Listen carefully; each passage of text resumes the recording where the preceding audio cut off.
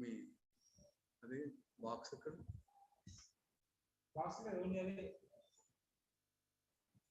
Recording mode పెట్టారు మీరు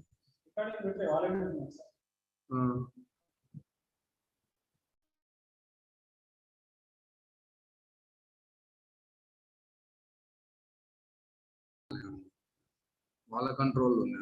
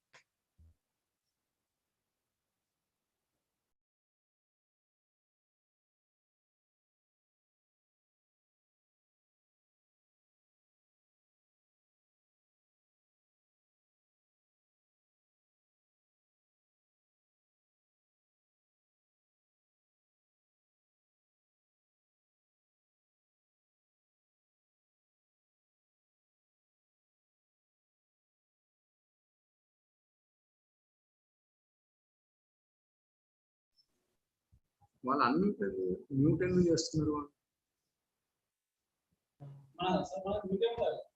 మ్యూటే ఉండాలి अर्पित ये डी साहब ने भी ज्वाइन कर लिया उनको कोच बनाओ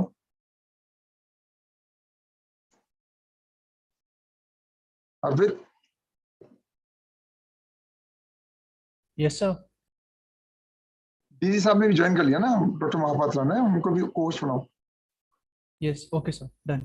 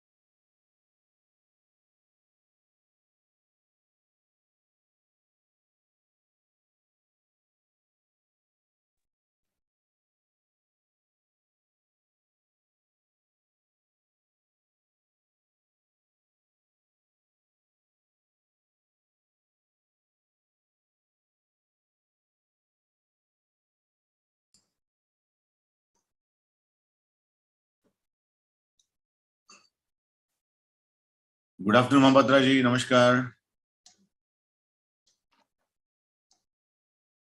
जी साहब आवाज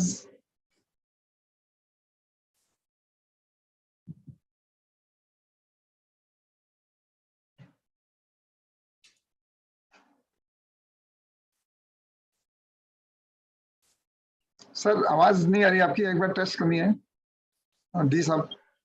Dr. Agarwal, can you hear me now? Yes sir, yes sir. Okay.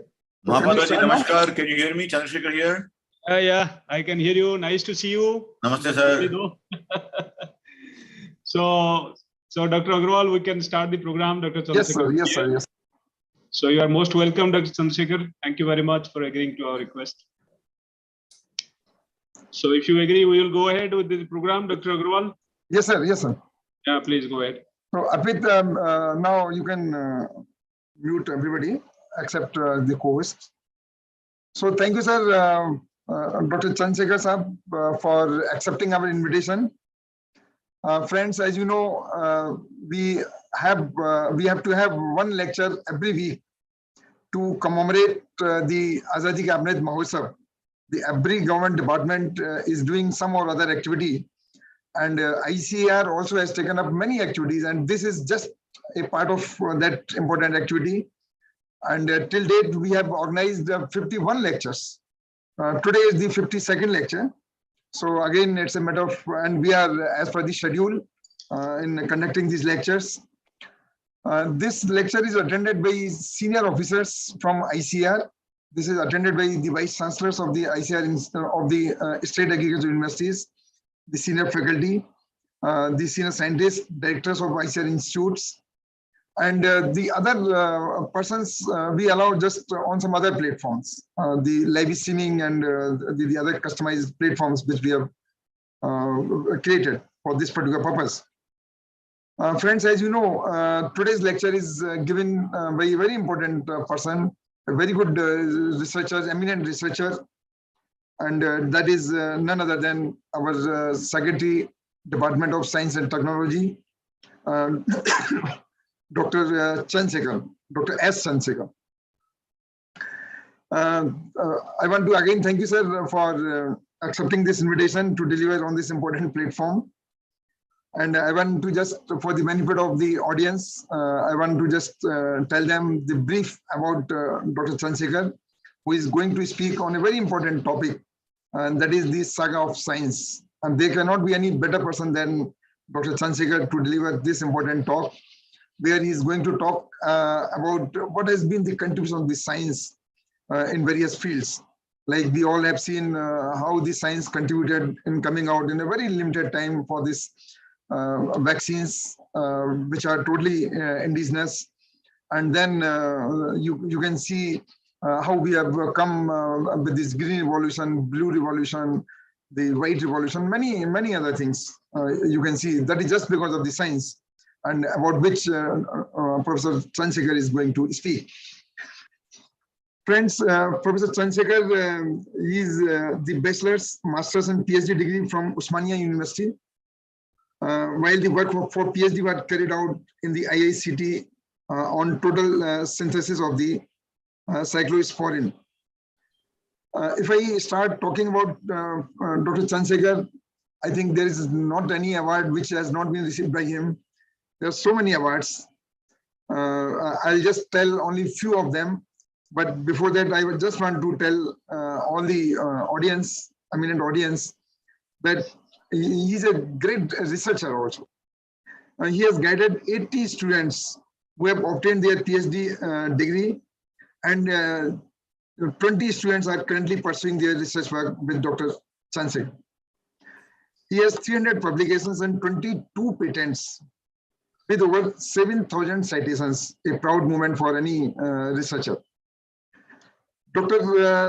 Srivari Chansekar has made significant contributions in the diverse areas of organic chemistry, especially in chiral chemistry and total synthesis of biologically active natural products. The development of PEG as a novel solvent medium created a totally different platform for practitioners of green chemistry. Friends, he was awarded A.V. Ramarao Chair in 2020. And his team was awarded CSIR Technology Award during 2021 for the process for vaccine adjuvant in Covaxin 2020. He received the Golden Jubilee Commemoration of Medal. He has been honored by Chemical Research Society of India for his extensive and outstanding contributions to research in chemistry. And he has been selected for the AstraZeneca Research Endowment Award for the year 2019. There are a series of awards. I think we are all proud of Dr. Chansekar to have such a wonderful contribution in the field of science, and he's a motivation for our young scientists. So we are thankful to you, sir, for accepting our invitation. And we are sure that with your this lecture, we will be greatly benefited. And we are eagerly looking for your lecture, sir. And I request Dr. T. Mahapatra, our Secretary Dear and DG ICAR, to kindly chair this session. So with the permission of the speaker and the chair, I invite Dr. Chansekar to kindly take the floor and deliver the talk. Thank you, sir. Yeah. Thank you, Mahapatra ji. Thanks, Agarwal ji, for the very elaborate introduction. Thanks, Mahapatra ji, for the invitation. While I'll take the next 40 minutes. Hopefully I have about 45 minutes. No Yeah. problem, sir. Time. No. So next 40 minutes, I'll try to take you to a journey of science.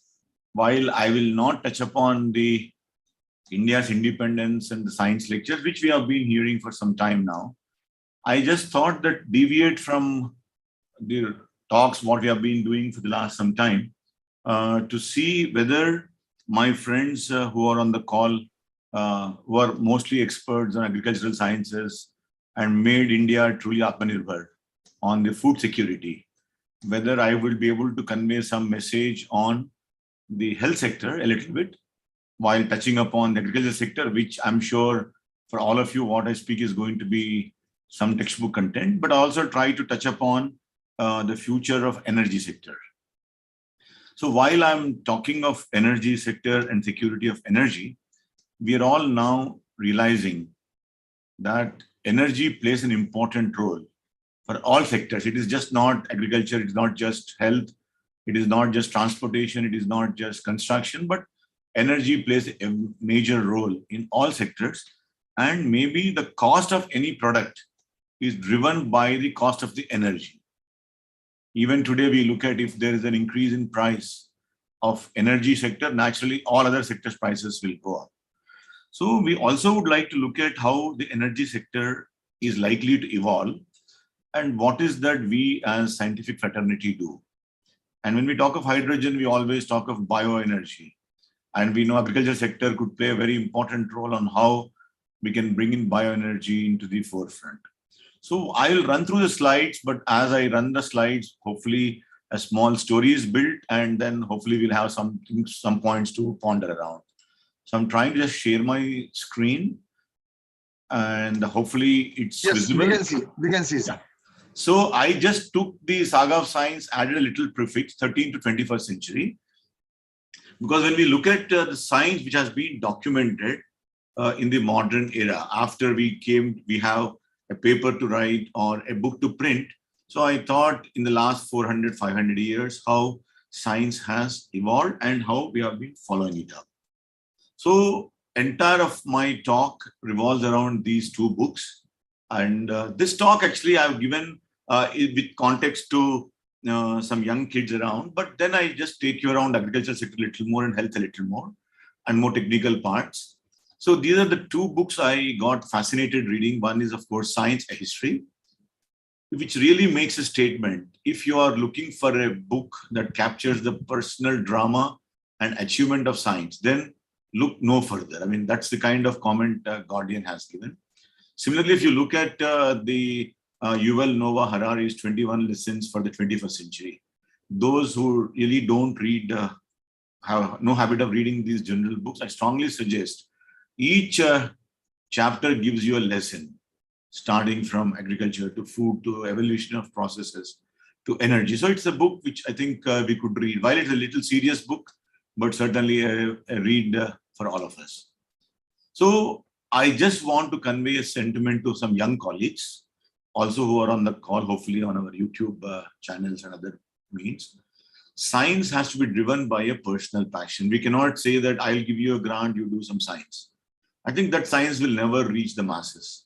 I think science has to be driven by the individual, and individual also needs to choose the problems which are relevant to society. Many a times, most of us choose problems which are basically more pronounced in the literature. For example, something is happening up in journals like Nature or Science, or we catch hold of some buzzwords of United Nations and start picking those words and trying to reorient our own research groups into those sectors. I think every country should have their own science priorities. Many a times we are gone with the wind.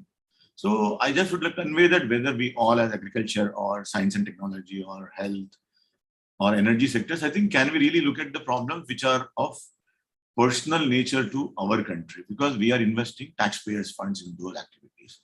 So just to capture, never stop learning, assume nothing, teach others what you know. Many a times it's nice that we tell others what we are doing. Many a times we feel shy from telling, oh, what I'm doing is too small. The guy with whom I'm talking is too big a guy. He may not appreciate my work. He may make fun of me.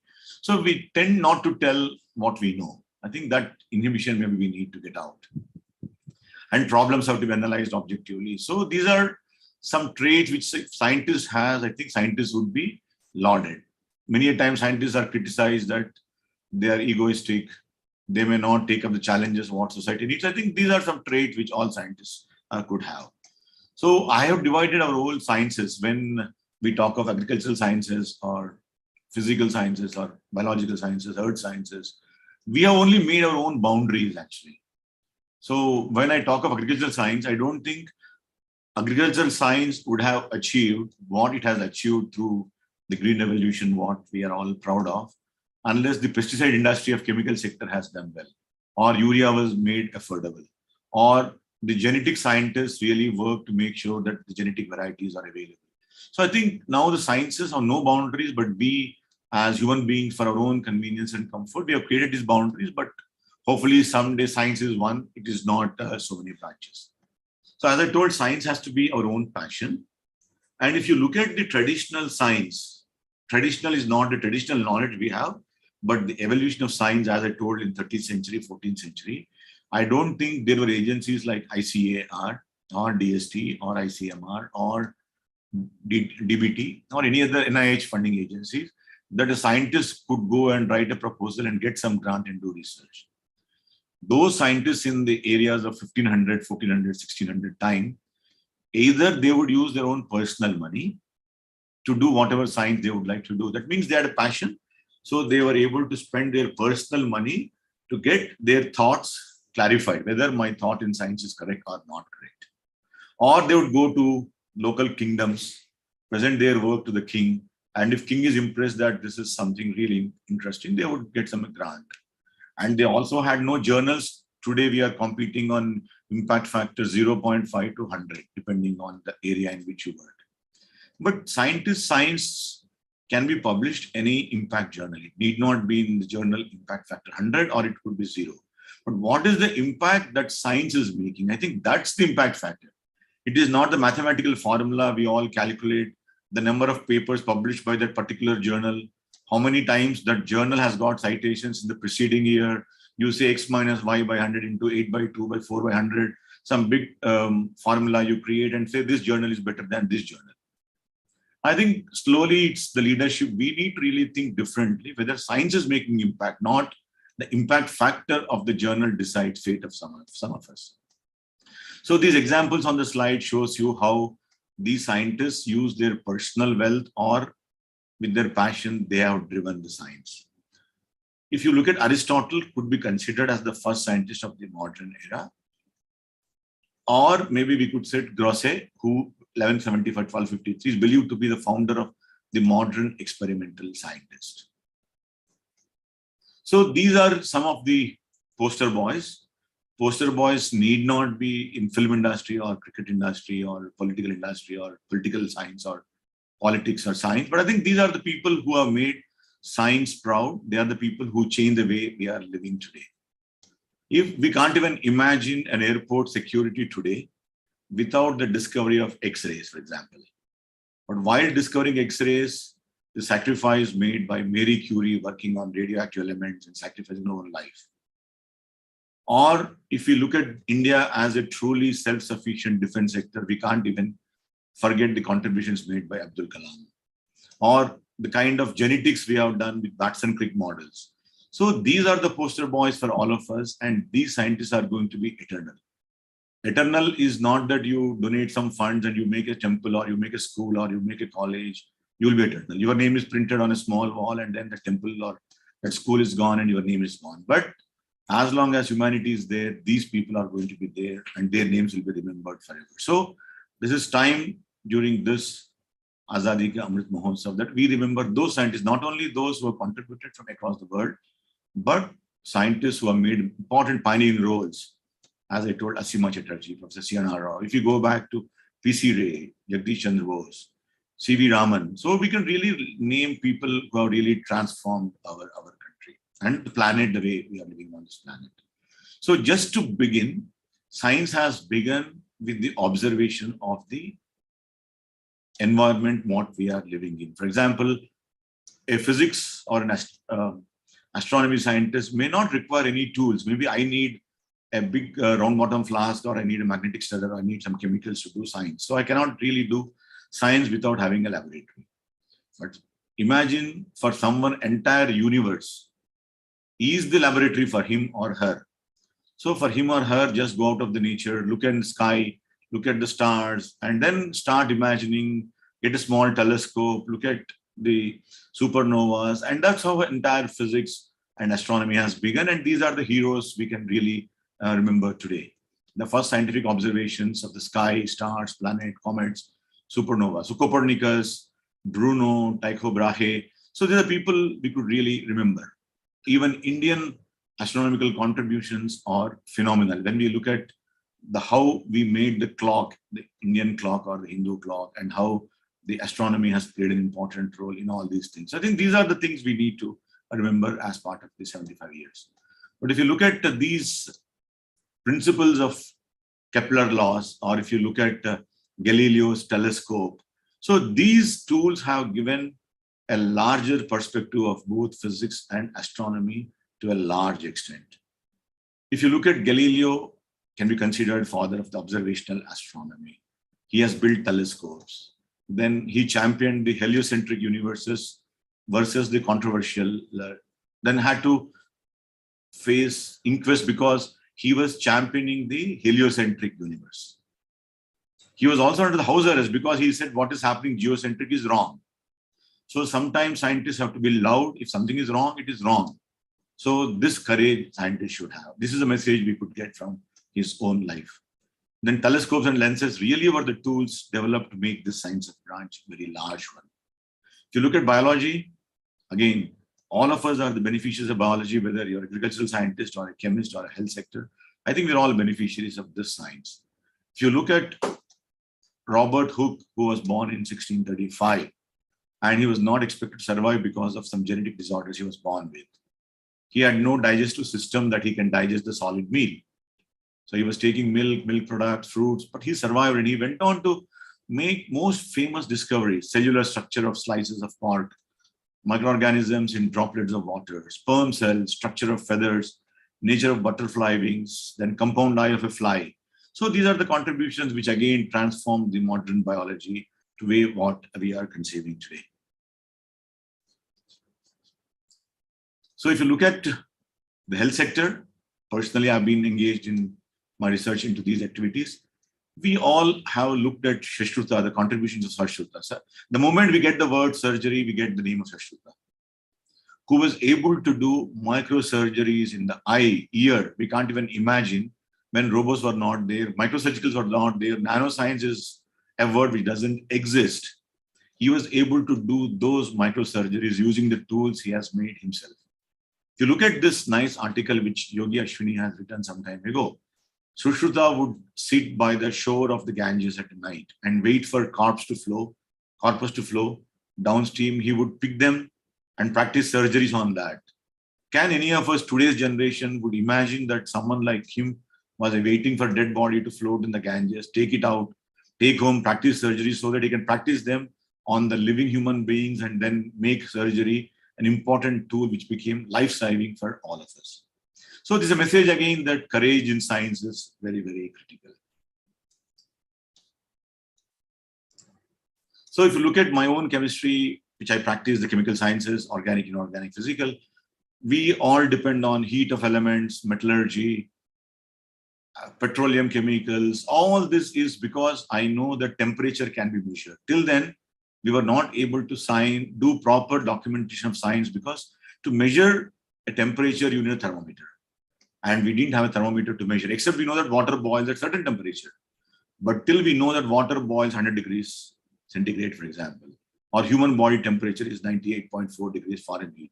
Till these tools were available, chemistry could not be documented, nor could be reproduced properly in the documents.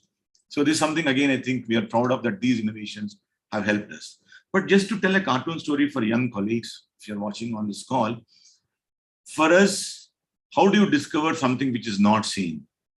Today, we have been fighting with an enemy which we cannot see with the naked eye. Even one of the finest microscopes cannot see the coronavirus, but you need really an electron microscope with proper resolution to really look at the the crown protein and whatnot we have been talking for the last 2 years. But imagine a scientist could know that there are some gases around us, and one of gases is our life saving. If that gas is not there, we will not survive. And how do you call it oxygen? Here an experiment he has done. He has taken a couple of mice, take a belly jar, keep the mice under it, and then waiting for it. And he found that this mice died after a certain time. And then based on the time it survived, how many gases are there, then he tried to produce pure oxygen by burning a chemical called mercury oxide. Again, he filled the bell jar.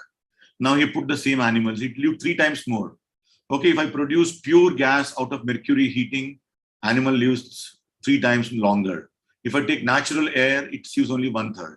Okay, and that means oxygen is only 1/3. The living air, living gas, which is available in this planet is only 1/3.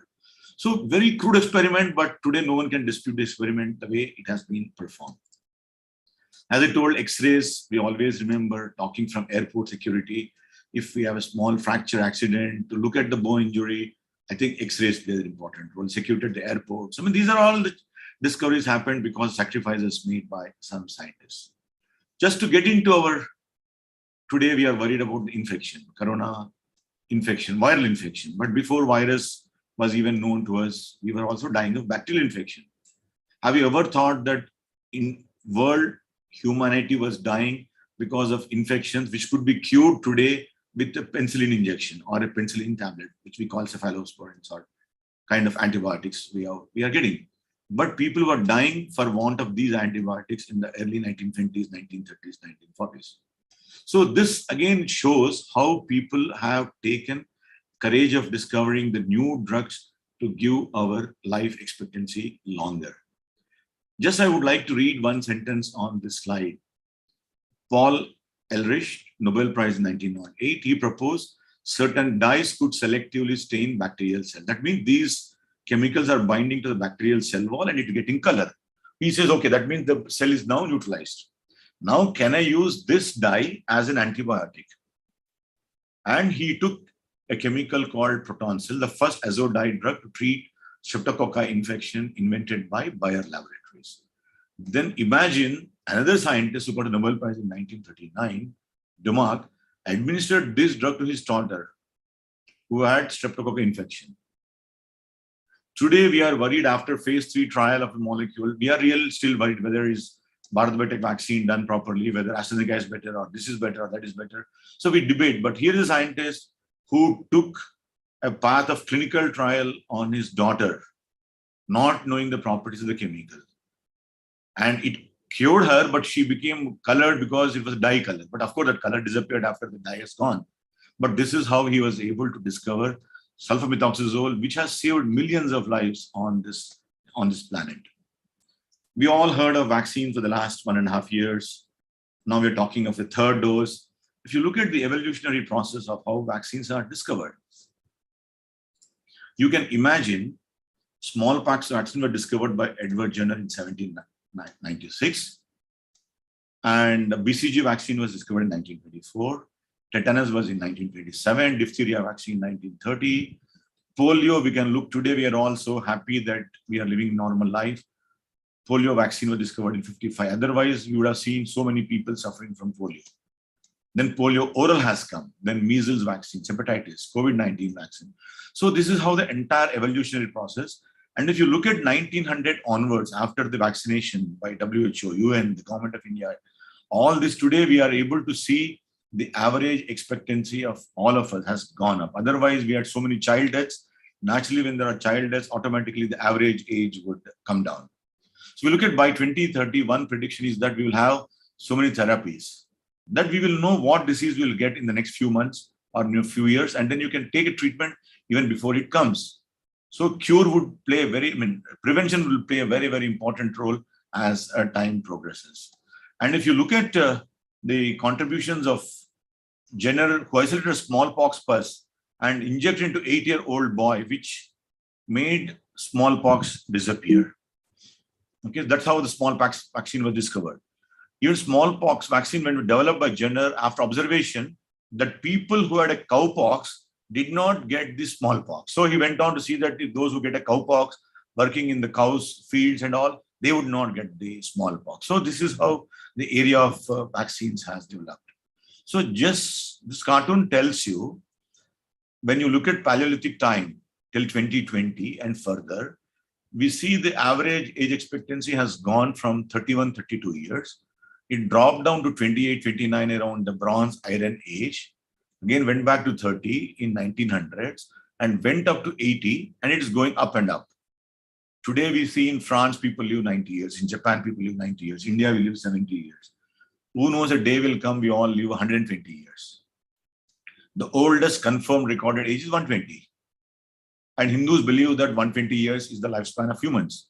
That's why we celebrate at the 60th year, which is the milestone, 50, halfway down, we all celebrate Shashti Purti, 60 years of our life. So who knows, we all live for 120 years, but whether the resources what we have, what ICAR is doing, what agricultural researchers are doing, are we going to feed, if we're all living for 120 years and world population reaches 10 billion and 11 billion and 12 billion, we don't know what all it increases. We all know that the land size is decreasing, water resources are depleting, but then how are we going to feed all of them? So these challenges we as scientists, I think, should start thinking of. While we are talking of 2047, what is that we would like to do? I'm sure Professor Mahapatra has been part of all these deliberations. So India in 100th year of independence, what is that we want to do?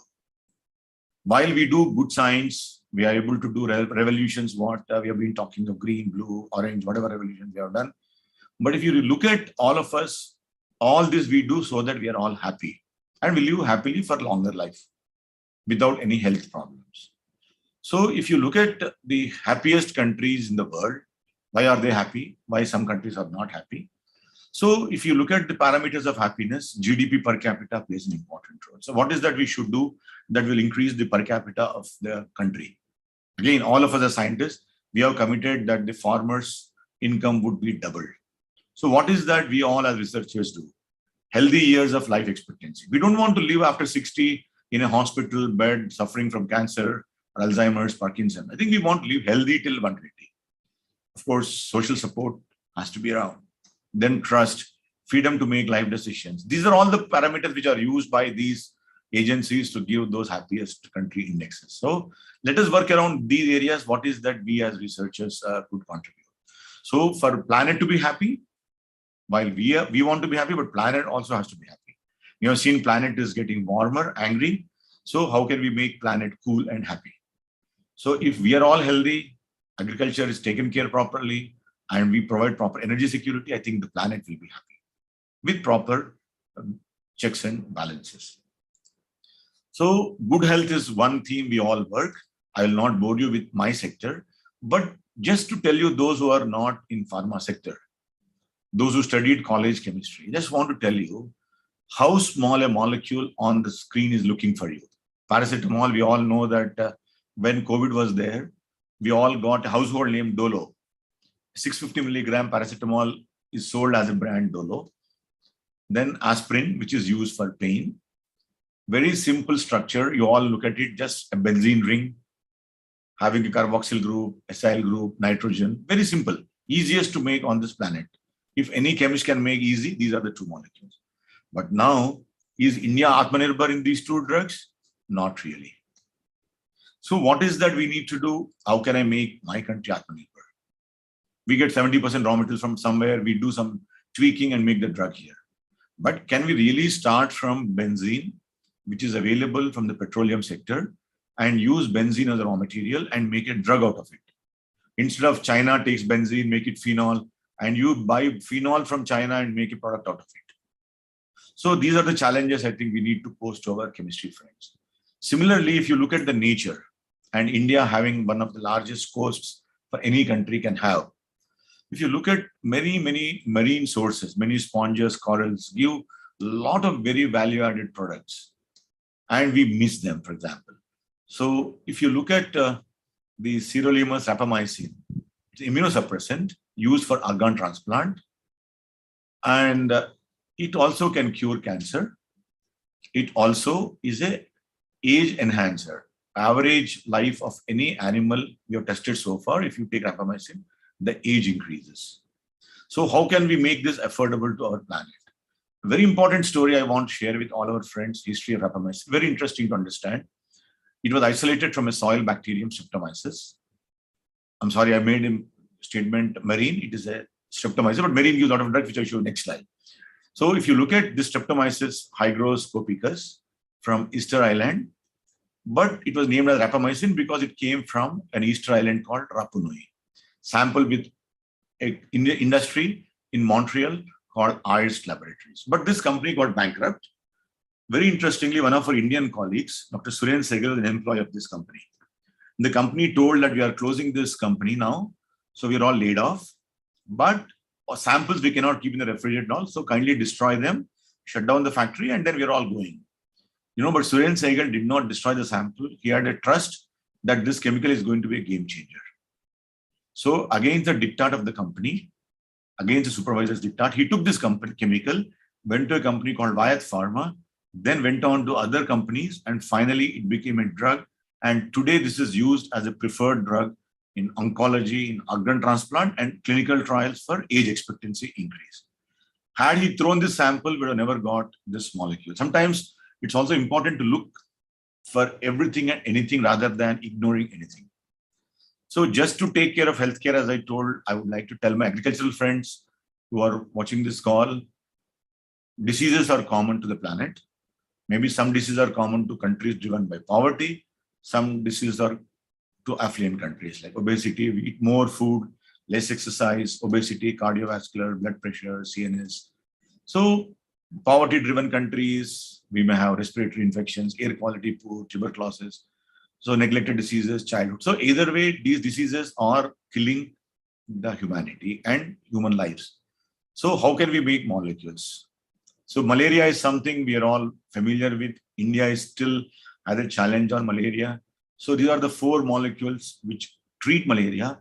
Interestingly, compound number 4, which is also grown in the Himalayan belt, art ether.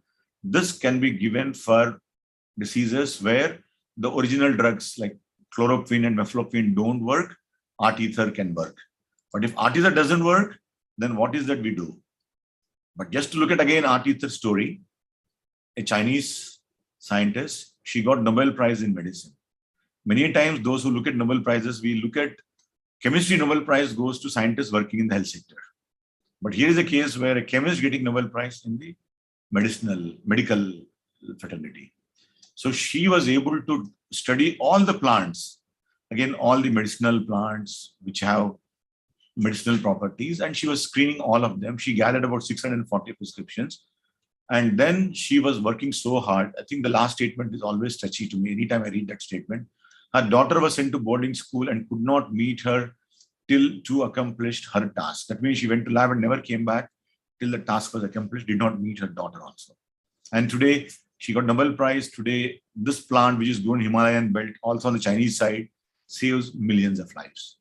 Similarly, a marine natural product, I spoke to you, this comes from tropical marine sponges, and this can cure malaria. So my personal group work on these molecules. Similarly, we are talking of we want to live for 100 years, 120 years.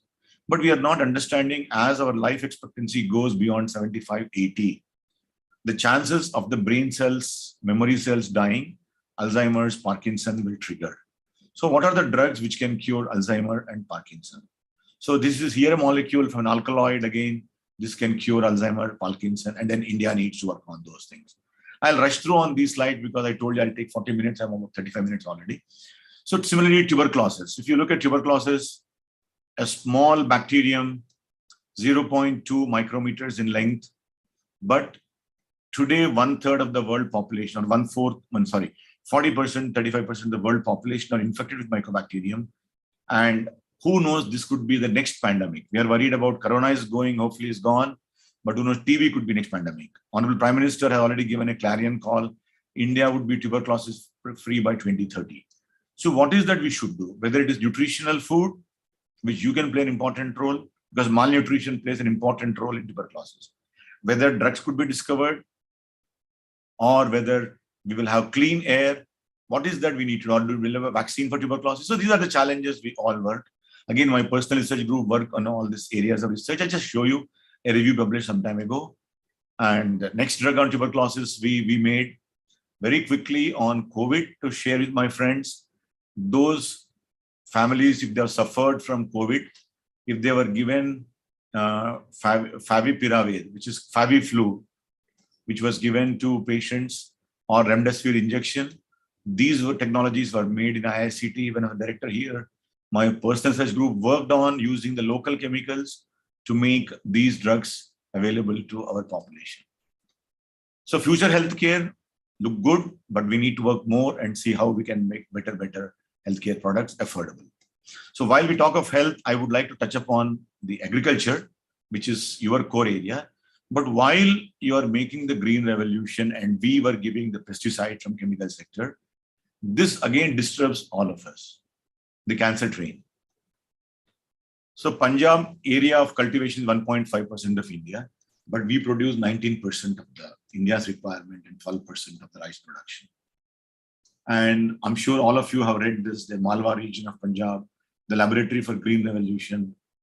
But then the fertilizer use, the over abuse of chemicals. So we need to run special trains for cancer patients from Batinda in Punjab to Bikaner in Rajasthan, carrying the cancer patients. So then what is that we as researchers have done? On one side, we are proud that we were able to solve the problem of famine, availability of accessible food, affordability, but in the process, we also made some mistakes. So how do we correct this now? And that correction could happen with the intervention of all of you as agricultural scientists and other researchers on how we can solve this problem. Again, this is a very classical slide I shared with my friends, how agriculture has evolved. We were hunters and became gatherers. During the Mesopotamia period, we recorded the first beginning of the agriculture. Then how domestication of animals, taking a small land, allowing to grow using cow dung as an organic farming, how we made urea. I mean, this is all how the evolutionary process has happened. But we look to go back and see what are the small mistakes if we have done. Can we correct those mistakes? And these revolutions, as all of you would have read, starting from Neolithic, British Green, Arab, Scottish revolutions, the plant species, all that, I think these are the revolutionary things which made world today almost sufficient to have enough food for all of us. While we still see some African countries have poverty, but we have done it. Similarly, the breeding has allowed us to see the animal size increasing, the meat production has increased. Your corn size has gone from Teosinte intermediate size to modern corn. But whether the nutritional values retained or any micronutrients have gone reduction in the process of this evolutionary process of enhancing the crop, need to really relook at with the new tools currently what we have. I will not bore you with your green revolution of what all your science has done, which we are all proud of. But then I would like to just throw some challenges. What is that green revolution, what we have done, and what is that we will do now? What are the pests we want to stop? Do we really get new pesticides which are harmless to the farmers? What is the kind of, now that the new Indian law which allows us gene editing as a tool? I had the privilege of meeting some colleagues from ICAR last week. So what is that ICAR, ICAR world researchers using CRISPR technologies? Where are we going to take these new technologies for our next step? So this compact slide will say entire integrated farming for all of us. Farm planning, budgeting, animal production, aquaculture, crop protection, vegetables, traditional crops, then hybridizing the crops or rotating the crops. I'm sure all that is done, but how do we really scale up and more scientific ways of handling it? So new trends, I'm sure you're all propagating. So we are proud of you again using drones. I will be happy to share with you that DST has the largest programs today running on drones. Entire Abadi, the Panchayat Raj Ministry, works with us on mapping the entire Indian landscape, water bodies, houses, farming land, non-cultivatable land. I think this is where I think ICAR DST works very closely to see that the drone technologies are used for advantage. Just on the lighter sense, IICT worked aggressively on pheromones. This is yet another area which has really not reached every farmer. If ICAR believes that this integrated pest management using pheromone technology should be scaled up, propagated, I think IICT is an institute where I think we could work closely. Again, if you look at this slide, I'm sure Mahapatraji has shown this slide recently when he was giving a talk to all of us in IICT auditorium. The production, who produces more, what value of production, percentage share, how India could really become a world leader in this sector, I think is to be talked. If India has cultivated area 191 hectares and China has lesser hectares, but why China is producing more crop than us. So some challenges we need to ask ourselves. China uses 14 billion retail level of pesticides. India uses only 3 billion. But why then India has challenges? Whether the quality of pesticide is not good. Again, fertilizers, we use only 27, they use 58.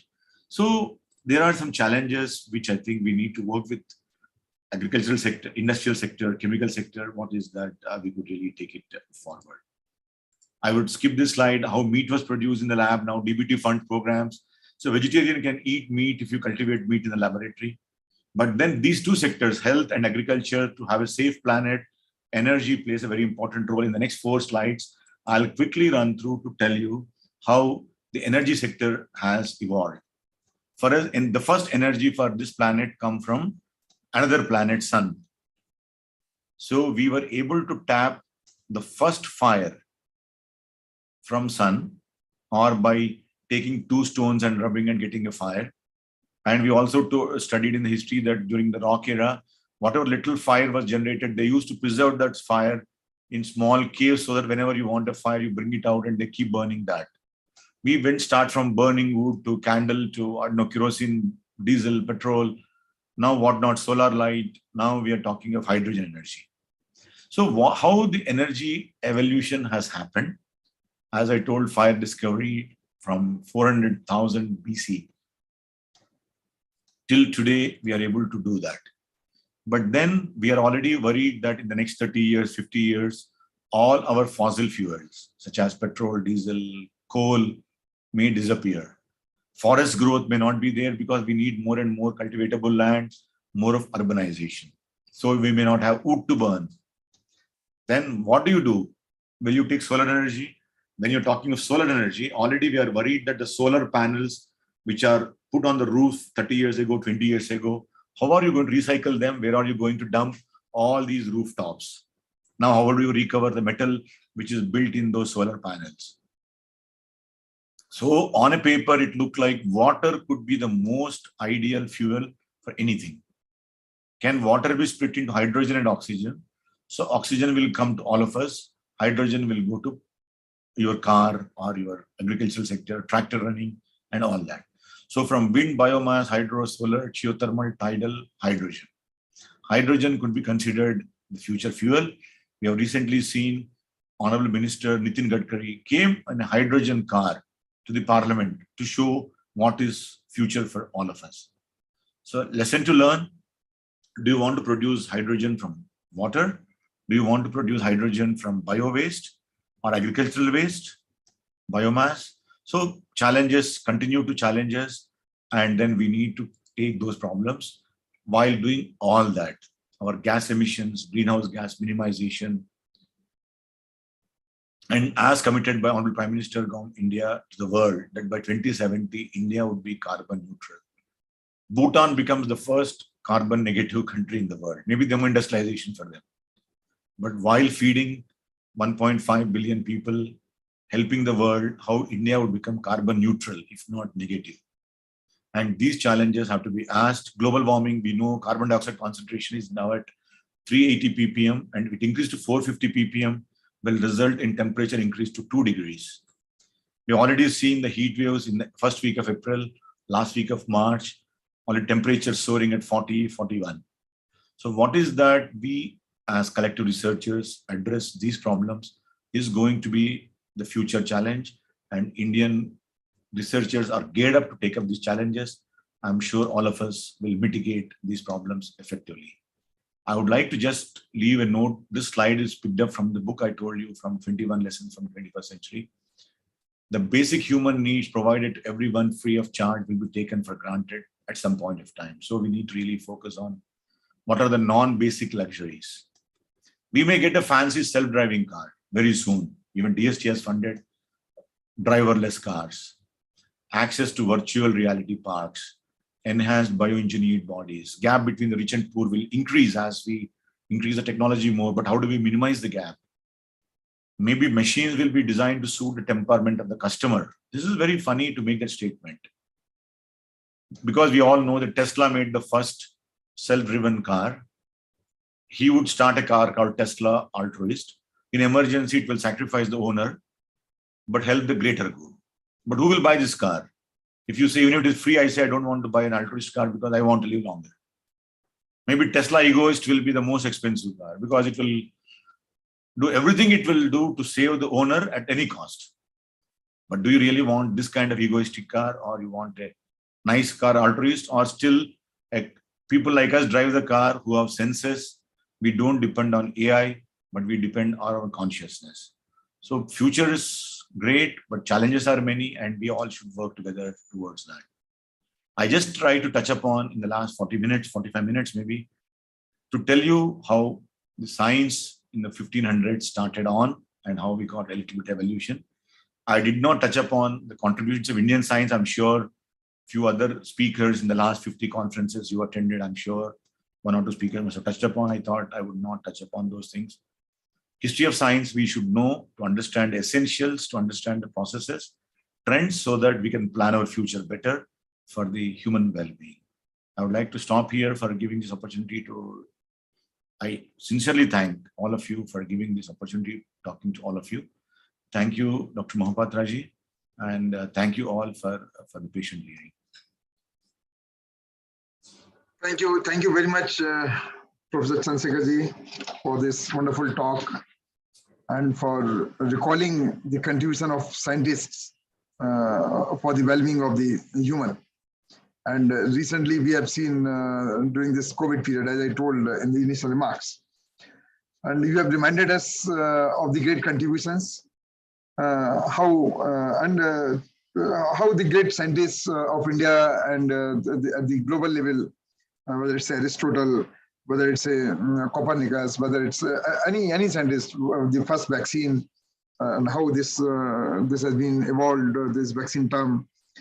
And one important message which I could gather was that let us always not think that only the funding can promote the science. So that has to be a passion from all of us. And generally people think because the fund is not there, I am not able to do the research, I am not able to do. So that passion should always be there.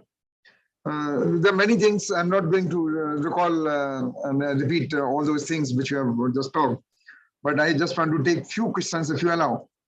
And one of our audience is asking Dr. N.T. Yaduraju that what can be done to attract the youngsters to science? Can you just please? Yeah. Yaduraju, I think attracting young talent is very important. You raised a very important concern. When the IT boom began in 2000, we saw a lot of youth getting into engineering sciences, computer science. But science, as I told, has to be driven by passion. So what we need to do is, we need to go and motivate youngsters, not only the young colleagues, but their parents also, the contribution science has made to the planet. And if someone is joining army defense sector, for example, I don't think they join for money, or they join for a fashion, but they have the commitment to serve the nation. So we need to bring that kind of a culture in our youth, and that's what we could get the best youngsters. Otherwise, what will happen? Those who don't get any job elsewhere will come to science. So certainly all of us need to work towards that. Many programs currently we are doing in the Government of India with DST, the kind of fellowships we offer, Ramanujam Fellowship, Ramalinga Swami Fellowship, Inspire schemes. I'm sure all this will enable, but more than that, as I told, we will go and build that passion amongst the youth. If I go and tell my young student that if science was not there, entire planet would have disappeared because Covaxin was not there or Covishield was not there. If we tell this word to youngsters, they will come to us. I think we need to really go and tell them. Thank you. There is another question by Dr. Manish Das. There is a gap between the scientific community and the general public. how do we close it? This is again very typical interview question. When I faced DGCS and interview and DST secretary, this question is asked. So when you look at this question, end of the day, how if our science reaches masses? Again, COVID proved beyond doubt, every common man was seeing DG ICMR on the TV every day, or AIMS director on the television. They have been more on the television show telling us rather than film stars and sports stars and all that. So when panic has come, we have shown our power. Now it's time we continue the momentum. Okay. So, but general public should not look at us that these scientists do what they like. I think we need to do what they want. Our science should reach the masses. Science should not reach a publication in Nature with 15.5 impact factor and you pay 5,000 pounds to publish our paper in Nature and then you get an award and reward. That's one way of looking at science. But is my science reaching the masses? I think we do introspection on a regular basis. If I take a 2 crore grant from Government of India, this 2 crores, okay, it has trained 2 PhD students. Fine, great, I'm happy.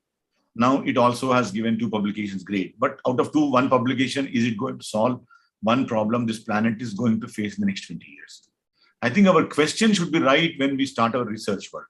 Then we will automatically get connected to public. Thank you. Thank you. Now I request the chairman of this session, Dr. T. Mohapatra, our secretary there and DG ICAR, to give his remarks, please. Okay, so thank you, Dr. Chandrasekhar, for an excellent lecture to us, to my colleagues. We have with us many senior colleagues and vice chancellors of various universities hooked to this program, and that's what happens. And we have Professor R.B. Singh, who was a very senior, our guide teacher with us, and almost every lecture is attending. And, we have also many youngsters, as you have been referring to, many youngsters also attending this. So for everybody, it's a exposure to the developments in science, various fields, how many milestones were achieved, and how the modern science evolved from those fundamentals which were actually done several centuries ago, and how the modern society has actually benefited. Your statement that it has to be driven by passions of individuals rather than being enforced, and that's the most important message today. And how passionate we are to achieve what we intend to achieve, or we are doing our job because we have been asked to do something, and we are compelled to do, for the sake of, salary that we are getting. So this is what actually is to be inculcated, not only, at this stage of our, development, but I think at the early stage of our education, we need to really inculcate this at the school level, and building that passion, that inner urge to do, something new, discover the undiscovered and unexplored. So exploring the unexplored should be, the motto. And that inquisitiveness probably needs to be really planned very early. And that's what I said in one of the meetings, that unless our school education is strengthened, and later developments, we are not really able to mold so much, as much we can do at the early stages. But that point is so important and vital for India. So we don't have many new discoveries which can actually attract Nobel Prize. So this is what is very, very important.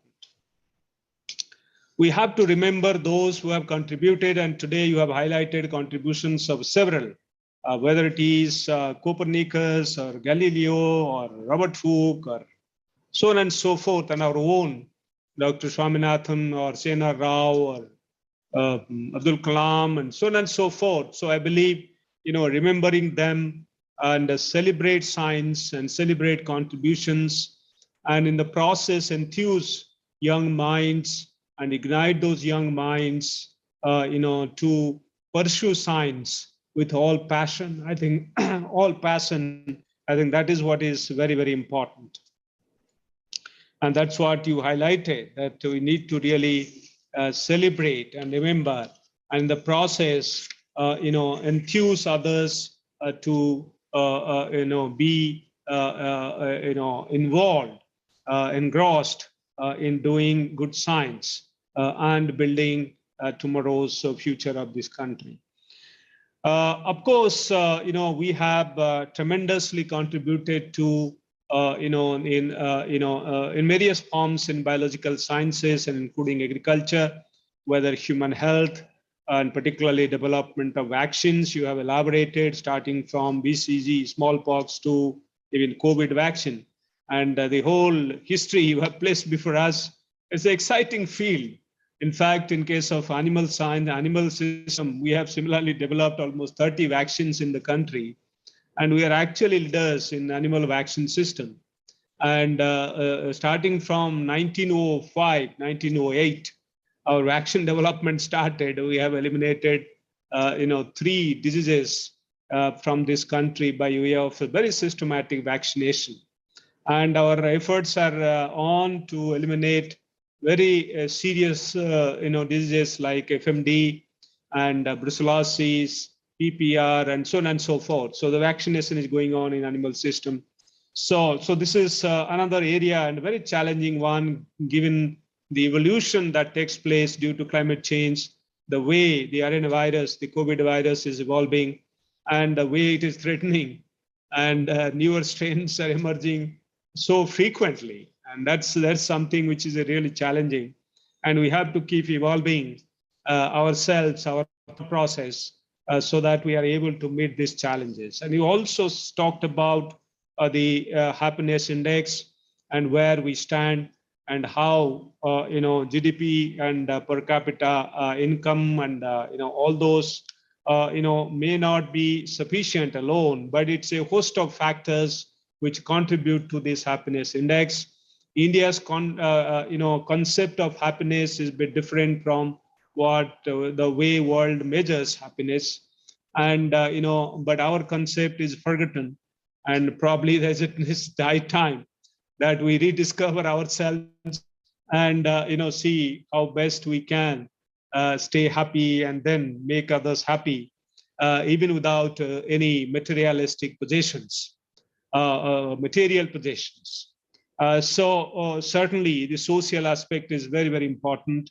You have rightly highlighted, and you have taken us to the health, the global scenario with regard to health, energy, and agriculture, and very, very important. And rightly you have highlighted how the other drugs, for instance, and paracetamol, aspirin, you highlighted. But you also mentioned that the raw materials are still being imported. And there are many instances where we have to depend upon others, microelectronics, the area, many others. Now we talk of quantum computing, and the kind of investment required, kind of engagement required, kind of critical mass required in each one of those areas to discover and develop technologies, and that too disruptive technologies. A lot more to be done, and we need to really learn from others. Though many labs like yours, you have done exemplary work in these areas and contributed so tremendously. But a lot more for us to do. And similarly, in case of agriculture and how agriculture has enabled sustenance of civilizations. You did mention about Green Revolution and briefly about White Revolution, although you didn't really describe those, and how science-led development has contributed to these revolutions. But certainly challenges are many, productivity is low, and our pesticides, pesticide and fertilizer uses, or rather misuse of those in certain areas, leading to environmental issues and human issues, health issues.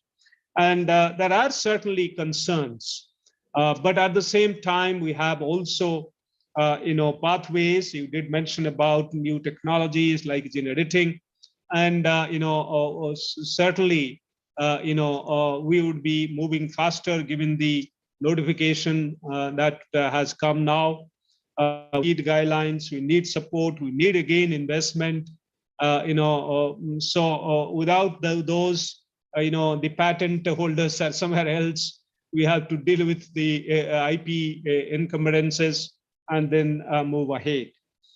Certainly, there is plenty of opportunity in the agriculture sector to, redefine, reposition, whether it is integrated farming systems scaling up. As you rightly pointed out, we have more than 60 models. In fact, more than 15,000 farmers feel they are now implemented in Tamil Nadu and Kerala governments. They have come forward, taken these models and implemented. I believe the whole country needs to really look up to these solutions. The organic, technologies, again, more than 50 such practices are there. And, government is implementing through various schemes. But it's a long way to go because the socio-economy, agroclimate is so diverse in this country. It takes a longer period for technology to actually penetrate and reach deep inside the rural settings in this country. The complexities are huge. But certainly the technology that you described, like drones in agriculture for various purposes, and today large-scale use of drones for spraying pesticides, and in certain cases, in many areas, the use of nano urea, in the spray format using drones. It's very encouraging to see how farmers are coming forward to, embrace the new technologies and use them. And youngsters are coming forward to provide services. And that's the very interesting and encouraging part. And in fact, IITians are coming back to agriculture to do precision agriculture. That's very, encouraging. And of course, the production technologies and all those things, seeds have to come from agriculture research. But some of those which are automation and sensor based, they can be managed and implemented very well. And particularly, use of more of AI and then blockchains and things of that sort. Requires, that kind of minds. You did mention about the IICT work and the contributions with regard to the pheromones, and also with regard to, I had a elaborate deliberation with your colleagues at the Indian Institute of Oilseed Research with regard to modifications in the fatty acids, which your institute is doing, and industry interface we had twice. And I'm sure we would be able to discuss further and build this relationship. Particularly, we had interaction in the, with DG CSIR, Dr. Shekhar Mande, and your colleagues, in one of the programs to use, your pheromones in cotton. And I believe we should be able to really take it forward. We are still, looking at it. Trials are going on, and we should be able to really take it forward. And we can have more discussion, of course. You did mention briefly about meat in the lab, and I'm sure, again, DBT and ICAR, they're working together. Hopefully, in some recent, future, we should be able to deliver on this. The pros and cons need to be really looked at, and even plant-based meat.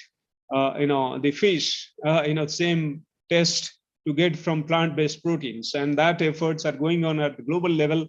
And we are yet to really start this in this particular area. And 3D printing of food, I think that's another area using all these ingredients to do that. So I believe we can have plenty of opportunities to deliberate, discuss, and then implement some of these programs in future.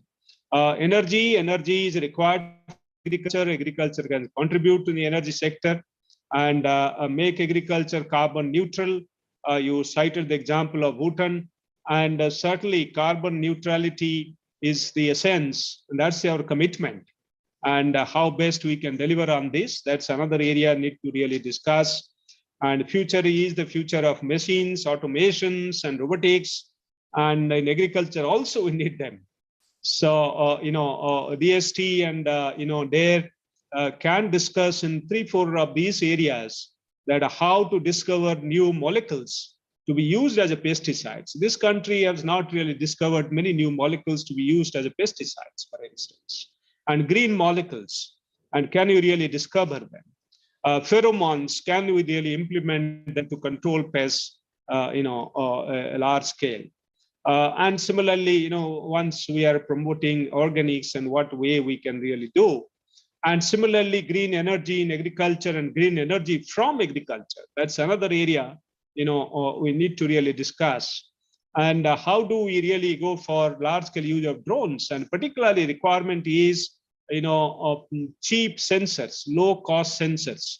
And we don't really get from outside and assemble these kind of drones and then use them. So how do we get low cost sensors to really build our programs in the country? So sky's the limit, and certainly we must, last point that you mentioned is we must understand the trends and the processes and build our own thought process and our own science. And the originality has to rule. And I'm sure the ingenuity of human mind is not confined by the boundaries of geographical boundaries. And I'm sure India certainly would not be limited by its geographical boundary to imagine new science. And how do we really imagine new science so that we become leaders in many of these areas? So hopefully we will be having in the science group, technology group, we have technology focus. So how do we really bring this, science component into it and have greater investment in the science component of it? And that should be, our focus. And I believe you being there and a kind of dedicated scientist being there in that position, we should be able to deliver more. And profuse thanks to you for very, very, informative, I would say, highly informative lecture, full of information, and also indicating what we should be really doing more in relation to agriculture. So, and energy and agriculture and automation, all this. So thank you very much on my side, Dr. Chandrasekhar, for sparing your time. For, we are every week arranging such lectures. It has been exciting, 52 weeks by now. And it's a challenge, but all of you are agreeing and coming forward and then, educating us. We are enriched. So thank you very much once again, Dr. Chandrasekhar. Thank you, sir, for nicely summarizing the talk as the chairman. And thanks once again to Dr. Chandrasekhar for a wonderful talk. And thanks to all our audience for connecting for this important lecture. So see you again, all the audience, our esteemed colleagues. And thank you, sir, to you also for connecting and making it possible, despite your busy schedule, to attend this lecture. Thank you, sir. Namaskar. Thank you. Thanks to all of you. Thanks, Professor R.B. Singh, sir, for being there with us in every lecture. So thank you very much. Namaskar. Namaste to all of you.